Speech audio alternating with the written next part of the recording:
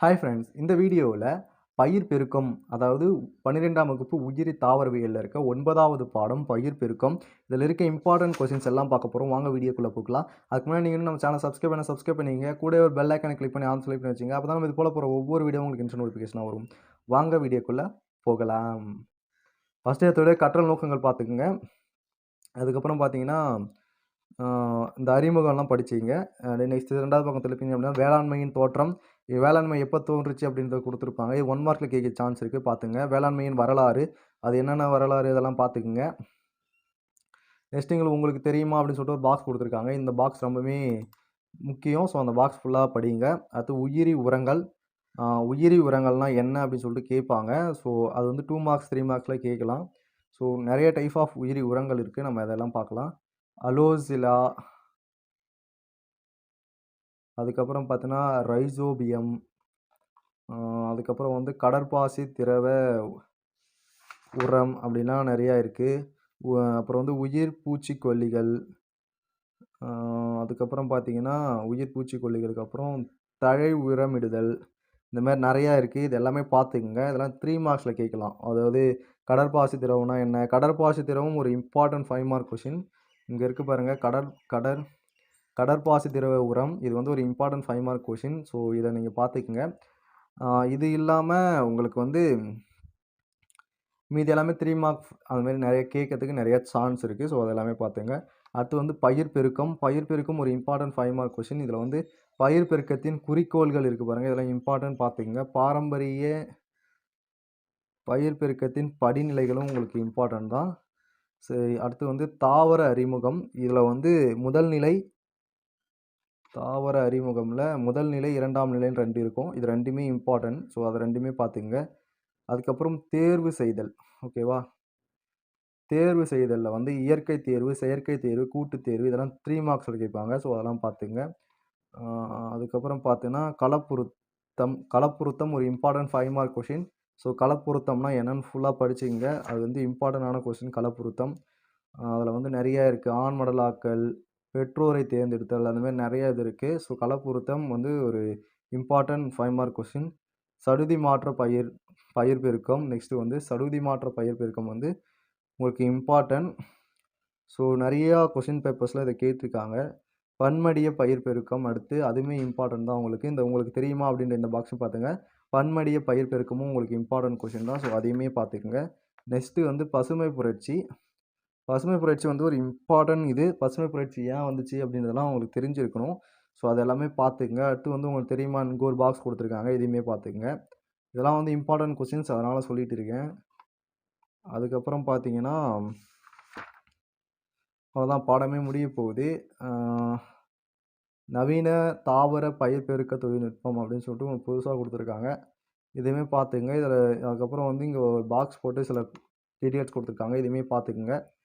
அதுக்கப்புறம் அவ்வளோதான், பாட சுருக்கம் வந்துடுச்சு. பாடம் முடிஞ்சிடுச்சு. இதில் உங்களுக்கு என்னென்னலாம் இம்பார்ட்டன்ட் சொல்லிட்டு சொல்லியிருப்பாங்க. பாட சுருக்கம் ஃபுல்லாக நீங்கள் இந்த பாடம் ஃபுல்லாக என்ன படிச்சிங்களோ அதெல்லாம் சொல்லியிருப்பாங்க. ஸோ அதை பார்த்துங்க. நெக்ஸ்ட் இந்த புக் பேக் கொஸ்டின்ஸ்க்குலாம் உங்களுக்கு ஆன்சர் தெரியுன்றது நம்புகிறேன். ஸோ கண்டிப்பாக தெரிஞ்சிருக்கும். எந்த கலை சொற்கள்லாம் வந்து நீங்கள் இங்கிலீஷ் மீடியம் போயிட்டு காலேஜ் எடுத்து படிக்க போகிறீங்க அப்படின்னா ரொம்ப யூஸ்ஃபுல்லாக இருக்கும். இதெல்லாம் படித்து தெரிஞ்சுங்க. அவ்வளோதான் ஃப்ரெண்ட்ஸ், இந்த வீடியோவில் உங்களுக்கு என்ன டவுட்ஸ் இருந்துச்சுன்னா கமெண்ட் செக்ஷனில் சொல்லுங்கள். நான் கண்டிப்பாக ரிப்ளை பண்ணுறேன். நெக்ஸ்ட்டு வந்து பார்த்தீங்கன்னா உங்கள் ஃப்ரெண்ட்ஸ்க்கு இந்த வீடியோ ஷேர் பண்ணி அவங்களுக்கும் படிக்க ஹெல்ப் பண்ணுங்கள். வேறு என்ன டவுட்ஸ் இருந்தால் கமெண்ட் செக்ஷனில் கேட்டுங்க. நம்ம சேனல் இன்னும் சப்ஸ்கிரைப் பண்ணாமல் பார்த்துட்டீங்கன்னா அதை முதல்ல பண்ணிக்கங்க. அப்போ தான் இது போல் நிறைய இன்ட்ரெஸ்டிங் வீடியோஸும் உங்களால் பார்த்துக்க முடியும். Okay friends, tata bye bye. அடுத்த ஒரு இன்ட்ரெஸ்டிங் வீடியோ பார்க்கலாம். Bye bye. Hi friends, welcome back to my channel. இன்றைக்கி நம்ம டெக்கிடி ஸ்டடி சேனலில் பார்க்க போகிற வீடியோ என்னென்னா 12ஆம் வகுப்பு உயிரி தாவரவியல் பாடம் 7 சூழல் மண்டலம். இதில் இருக்க இம்பார்ட்டன்ட் கொஸ்டின்ஸ் எல்லாமே பார்க்க போகிறோம். வாங்க வீடியோக்குள்ளே போகலாம். அதுக்கு முன்னாடி நீங்கள் நம்ம சேனல் சப்ஸ்கிரைப் பண்ணிங்க, கூட ஒரு பெல் ஐக்கானை கிளிக் பண்ணி ஆன் சொல்லி வச்சுங்க. அப்போ தான் இது போல் போகிற ஒவ்வொரு வீடியோ உங்களுக்கு இன்ஸ்டன்ட் நோட்டிஃபிகேஷனாக வரும். வாங்க வீடியோக்குள்ளே போயிடலாம். சூழ்நிலை மண்டலம். இதில் இந்த கற்றல் நோக்கங்கள், இது பாட சுருக்கம் கொடுத்துருக்காங்க பாருங்கள், இதெல்லாம் பார்த்துங்க. அது அறிமுகம் கொடுத்துருக்காங்க, இதெல்லாம் பார்த்துங்க. இதெல்லாம் வந்து இம்பார்ட்டன்ட். ஸோ அடுத்து வந்து சூழல் மண்டலம் என்ற சொல்லை யார் கண்டுபிடிச்சா, அந்த இந்த இதில் கொடுத்துருக்காங்க பாருங்கள். இந்த பிளாக் கலரில் கொடுத்துருக்கெல்லாம் கொஞ்சம் படித்து பார்த்துங்க. நெக்ஸ்ட்டு வந்து இம்பார்ட்டன்ட் கொஸ்டின் பார்த்தீங்கன்னா சூழல் மண்டல அமைப்பு. இதில் வந்து உயிரற்ற கூறுகள், உயிரின கூறுகள், தற்சார்பூட்ட கூறுகள், சார்பூட்ட கூறுகள் அப்படின்னு சொல்லிட்டுலாம் இருக்குல்ல. இதெல்லாம் வந்து 3 மார்க்ஸில் கேட்பாங்க, 2 மார்க்ஸில் கேட்பாங்க. ஸோ ஸோ அதெல்லாம் பார்த்துக்குங்க. சூழல் மண்டல செயல்பாடு பார்த்தீங்கன்னா ஒரு இம்பார்ட்டன்ட் 2 மார்க் கொஸ்டின். சூழல் மண்டல செயல்பாடு என்றால் என்ன அப்படின்னு சொல்லிட்டு கேள்வி கேட்பாங்க. அதை பார்த்துக்குங்க. அடுத்து வந்து ஒரு 1 மார்க் இருக்குது. தாவரங்களினால் உற்பத்தி செய்யப்படும் ஆற்றல் சூரிய ஒளியின் அளவிற்கு நேர் விகிதத்தில் இருக்கும் அப்படின்றது இது ஒரு 1 மார்க்கு. ஸோ இதை பார்த்துங்க, இம்பார்ட்டன்ட் 1 மார்க்கு. அடுத்து ஒளி சேர்க்கை செயலுக்கான கதிர்வீச்சு. ஒளி சேர்க்கை செயலுக்கான கதிர்வீச்சுனா என்னன்னு சொல்லிட்டு கேட்பாங்க. இதை கொடுத்துருக்காங்க பாருங்கள். இது ஒரு 2 மார்க் கொஸ்டின். இது பார்த்துங்க. அது அலை நீளம் எவ்வளோ இருக்கும், 400லேருந்து 700 மில்லிமீட்டர் வரைக்கும் இருக்கும் அப்படின்றத பார்த்துங்க. அதுவுமே முக்கியம். நெக்ஸ்ட் இதில் நிறைய 1 மார்க்ஸ் இருக்குது. என்ன அப்படின்னா, மொத்த சூரிய ஒளியில் வளிமண்டலத்தை அடையும் 34% மீண்டும் அதெல்லாம் இருக்கல. இந்த இதெல்லாம் வந்து 1 மார்க்ஸ் அடிக்கடி கேட்பாங்க. 2லேருந்து 10 விழுக்காடு சூரிய ஒளி அப்படின்றதெல்லாம். ஸோ அதெல்லாம் பார்த்துங்க. கீழே வந்து 400லேருந்து 700, 0லேருந்து 3000 அந்த மாதிரி கொடுத்துருக்கிறதுலாம் 1 மார்க்ஸ் அடிக்கடி கேட்குறாங்க. ஸோ அதெல்லாம் கொஞ்சம் பார்த்துக்குங்க. 1 மார்க்ஸ் எந்த அளவுக்கு கவர் பண்ண முடியுதோ இந்த இதில் கவர் பண்ணிக்கோங்க. நெக்ஸ்ட்டு வந்து கார்பனின் வகைகள் அப்படின்னு சொல்லிட்டு இந்த உங்களுக்கு தெரியுமா சொல்லிட்டு கொடுத்துருக்காங்க. என்னென்ன வகையான கார்பன்ஸ் இருக்குது அப்படின்றது தான் இது சொல்லியிருக்காங்க. ஸோ இதுவுமே முக்கியம். ஏன்னா உங்களுக்கு இது இம்பார்ட்டண்ட்டாக தெரியணும் அப்படின்ற ஒரு விஷயத்துக்காக இதை பாக்ஸ் போட்டு உங்களுக்கு தெரியுமா அப்படின்னு சொல்லிட்டு கொடுத்துருக்காங்க. அடுத்து சூழ் மண்டலத்தின் உற்பத்தி திறன். இது வந்து ஒரு 2 மார்க் கொஷின். இங்கே வந்து ஒரு அலகு காலத்தில் ஒரு அலகு பரப்பில் உற்பத்தி செய்யப்படும் உயிரினத்தீர் இந்த எனப்படுகிறதுன்னு வரைக்கும் இருக்கிறது வந்து ஒரு இம்பார்ட்டன்ட் 2 மார்க் கொஷின். அடுத்து முதல் நிலை உற்பத்தியாளர்கள், 2ஆம் நிலை உற்பத்தியாளர்கள், உங்களை பற்றிலாம் தெரிஞ்சுக்கங்க. அடுத்து வந்து பார்த்திங்கன்னா குழும உற்பத்தியாளர்கள் சொல்லிட்டு மொத்தம் 3 இருக்குது. ஸோ இது எல்லாத்தையுமே தெரிஞ்சுக்கங்க அப்படின்னா என்ன அப்படின்றத பற்றி. நெக்ஸ்ட்டு பார்த்திங்கன்னா ஆற்றல் ஓட்டம். இந்த ஆற்றல் ஓட்டம் அப்படின்றது very very important 5 mark question. So இதை பார்த்துக்குங்க. இதில் வந்து வெப்பநிலை விதிகள், வெப்பநிலை முதல் விதி அப்படின்னு சொல்லிட்டு நிறையா இருக்குது. ஸோ அதெல்லாம் பார்த்துக்குங்க. உணவு சங்கிலி. நெக்ஸ்ட்டு வந்து உணவு சங்கிலி ஒரு இம்பார்ட்டன்ட் 5 மார்க் கொஷின். ஸோ உணவு சங்கிலி பார்த்துங்க. மேய்ச்சல் உணவு சங்கிலி, மட்கு பொருட்கள் உணவு சங்கிலி, அந்த மாதிரி நிறையா இது இருக்குது. அடுத்து வந்து உணவு வலை.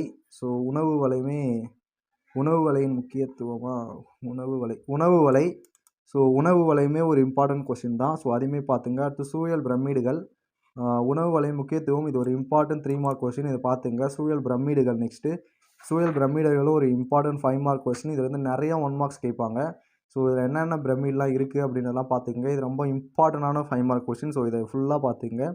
நெக்ஸ்ட்டு வந்து சிதைத்தலுமே ஒரு இம்பார்ட்டன்ட் 5 மார்க் கொஷின் தான். ஸோ சிதைத்தலில் வந்து நுணுக்காதல், சிதை மாற்றம், கசிந்தோடுதல், மக்குதல் அப்படின்னு சொல்லிட்டு நிறையா இது இருக்குது. ஸோ அதெல்லாமே பார்த்துக்குங்க. ஸோ அதுவுமே ஒரு இம்பார்ட்டன்ட் 5 மார்க் கொஷின் தான் சிதைதல் அப்படின்றது. நெக்ஸ்ட்டு பார்த்தீங்கன்னா கார்பன் சுழற்சி. இந்த கார்பன் சுழற்சி வந்து ரொம்ப முக்கியம். கார்பன் சுழற்சி இங்கே எப்படி நடக்குது அப்படின்றத நெக்ஸ்ட்டு வந்து நம்மளுக்கு படம் மூலயமாவே எக்ஸ்பிளைன் பண்ணியிருப்பாங்க. ஸோ இதெல்லாம் பார்த்துங்க. கார்பன் சுழற்சியுமே ஒரு இம்பார்ட்டன்ட் கொஷின் தான். அடுத்து வந்து பாஸ்பரஸ் சுழற்சி. பாஸ்பரஸ் சுழற்சியுமே இம்பார்ட்டன்ட் தான். அடுத்து வந்து சூழ்மண்டல வகைகள். இதில் வந்து பார்த்திங்கன்னா சூழ்மண்டலம் என்னென்ன வகைகள் இருக்குது அப்படின்றத இங்கே கொடுத்துருக்காங்க பாருங்கள். இது பார்த்து தெரிஞ்சுக்கங்க. 1 மார்க்ஸில் அதில் நிறையா வரும். நெக்ஸ்ட்டு வந்து உற்பத்தியாளர். இங்கே இருக்குது பாருங்கள். உற்பத்தியாளர் என்றால் என்ன அப்படின்னு சொல்லிட்டு கேட்பாங்க. நுகர்வோர் அப்படின்னா என்னன்னு கேட்பாங்க. நெக்ஸ்ட்டு வந்து சிதைப்பவைகள்னால் என்னன்னு கேட்பாங்க. இதெல்லாம் வந்து 2 மார்க்ஸ் 3 மார்க்ஸ் கொஷின்ஸில் கேட்பாங்க. நெக்ஸ்ட்டு இங்கே ஒரு உங்களுக்கு தெரியுமா பாக்ஸ் இருக்குது. இங்கே ஒரு உங்களுக்கு தெரியுமா பாக்ஸ் இருக்குது. இதெல்லாம் பார்த்துங்க. சூழ்மண்டலத்தின் சேவைகளில் பார்த்தீங்கன்னா உங்களுக்கு சூழ்மண்டலத்தின் சேவைகளில் உங்களுக்கு முக்கியமானது இந்த சதுப்பு நில சூழ்மண்டலத்தின் சேவை பார்த்துங்க. அடுத்து வந்து ஒவ்வொரு கீழ்கண்ட மனித செயல்பாடுகளும் ஒவ்வொரு நாளும் சூழ்மண்டலத்தை பாதிக்கின்றன அல்லது மாற்றி அமைக்கின்றன. இதை வந்து என்னன்னு சொல்லலாம்னா நம்மளால் என்னென்ன பாதிப்பு அடையுது அப்படின்றதெல்லாம் கொடுத்துருக்காங்க. ஸோ இதுவுமே ஒரு இம்பார்ட்டன்ட் கொஷின். இதை பார்த்துக்குங்க. அதுக்கப்புறம் பார்த்தீங்கன்னா சூழல் மண்டலத்தை பாதுகாப்பது எப்படி அப்படின்னு சொல்லி கொடுத்துருக்காங்க பாருங்கள். இதை படித்து தெரிஞ்சுக்கங்க. நெக்ஸ்ட்டு வந்து சுற்றுச்சூழலை பாதுகாப்பதில் நாம் தோல்வி அடைந்தால் நம் சந்ததிகளை காப்பாற்றுவதிலும் தோல்வி அடைவோம். இது ரொம்ப முக்கியம். ஸோ இது எல்லாருக்குமே தெரிஞ்சிக்க வேண்டிய ஒன்று. அதுக்கப்புறம் இந்த கீழே கொடுத்துருக்காங்க பாருங்கள் பாயிண்ட்ஸு. ஸோ இந்த பாயிண்ட்ஸுமே இம்பார்ட்டன்ட். நெக்ஸ்ட்டு வந்து இந்த உங்களுக்கு தெரியுமா 2 பாக்ஸ் கொடுத்துருக்காங்க. இந்த 2 பாக்ஸுமே பார்த்துங்க. சூழல் மண்டல மேலாண்மை உத்திகள் வந்து என்னென்ன உக்திகள்லாம் கையாளலாம் நம்ம அப்படின்றத நெக்ஸ்ட் கொடுத்துருக்காங்க. ஒரு important question, 5 mark question. So அதை தெரிஞ்சுக்கங்க. அடுத்து வந்து சூழலிய வழிமுறை வளர்ச்சியின் பண்புகள், என்னென்ன பண்புகள் இருக்குதுன்னு சொல்லிட்டு கொடுத்துருக்காங்க. அது எல்லாமே பார்த்துக்குங்க. நெக்ஸ்ட்டு வந்து பார்த்தீங்கன்னா நீர்வாழ் வழிமுறையின் வளர்ச்சி. ஸோ இது வந்து ஒரு இம்பார்ட்டன்ட் கொஸ்டின். நீர்வாழ் வழிமுறையின் வளர்ச்சி என்றால் என்ன அப்படின்னு சொல்லிட்டு கேட்பாங்க. ஒரு 2 மார்க் கொஸ்டின். ஸோ அதை பார்த்துக்குங்க. நெக்ஸ்ட்டு வந்து தாவர முறை வளர்ச்சியின் வகைகள், என்னென்ன வகையில் தாவர வழிமுறை வளர்ச்சி இருக்குது அப்படின்றத பார்த்துக்குங்க. அதுக்கப்புறம் பார்த்தீங்கன்னா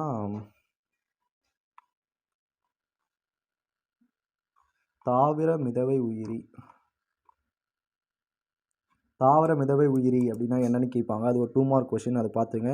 நீர்மூழ்கி தாவர நிலை, அடுத்து வந்து நீருள் மூழ்கி மிதக்கும் நிலை, அந்தமாரி வந்து சதுப்பு நிலை, சதுப்பு புல்வெளி நிலை அப்படின்னு சொல்லிட்டு நிறையா இருக்குது. புதர்ச்செடி நிலை அப்படின்னு சொல்லிட்டு இருக்குது. இதெல்லாம் வந்து 2 மார்க்ஸ் 3 மார்க்ஸ்லாம் அடிக்கடி கேட்குற கொஸ்டின். ஸோ அதெல்லாமே பார்த்துங்க. தாவர வழிமுறை வளர்ச்சியின் முக்கியத்துவம், இது ஒரு இம்பார்ட்டன்ட் 5 மார்க் கொஸ்டின். ஸோ இதையுமே பார்த்துக்குங்க. தாவர வழிமுறை வளர்ச்சியின் முக்கியத்துவம். அவ்வளோதான் ஃப்ரெண்ட்ஸ், பாட சுருக்கம் வந்துடுச்சு. இதோட இந்த லெசனுக்கான இம்பார்ட்டன்ட் கொஸ்டின்ஸ் முடியுது. ஸோ அடுத்து ஒரு நெனடேஷன் வீடியோஸில் பார்க்கலாம். உங்களுக்கு வேறு எதனா குறைஸ் இருந்துச்சு அப்படின்னா கமெண்ட் செக்ஷனில் கேளுங்க. கண்டிப்பாக நான் ரிப்ளை பண்ணுறேன். இந்த பாட சுருக்கம் இருக்குல்ல, இதை ஃபுல்லாக படிச்சுக்கங்க. உங்களுக்கு கண்டிப்பாக யூஸ்ஃபுல்லாக இருக்கும். இந்த பாடத்தை ஃபுல்லாக நம்ம என்ன பார்த்தோம் அப்படின்றதும் உங்களுக்கு தெரிய வரும். ஸோ அவ்வளோதான் ஃப்ரெண்ட்ஸ். இந்த புக் பேக் கொஸ்டின்ஸ்லாம் உங்களுக்கு ஆன்சர் தெரியும்னு நினைக்கிறேன். தெரியல அப்படின்னா கமெண்ட் செக்ஷன் சொல்லுங்கள். நம்ம நெக்ஸ்ட் வீடியோஸில் ஆன்சர் போட்டுடலாம். இந்த கலை சொல்ல அகராதி படிச்சிக்கங்க. நீங்கள் இங்கிலீஷ் மீடியத்தில் காலேஜ் எடுத்து படிக்க போகிறீங்க அப்படின்னா இதில் உங்களுக்கு ரொம்ப யூஸ்ஃபுல்லாக இருக்கும். அவ்வளோதான் ஃப்ரெண்ட்ஸ். வேறு என்ன குறைஸ் இருந்துச்சுன்னா கண்டிப்பாக கமெண்ட் செக்ஷன் கேளுங்க. கண்டிப்பாக நான் ரிப்ளை பண்ணுறேன். டாடா, பை பாய்.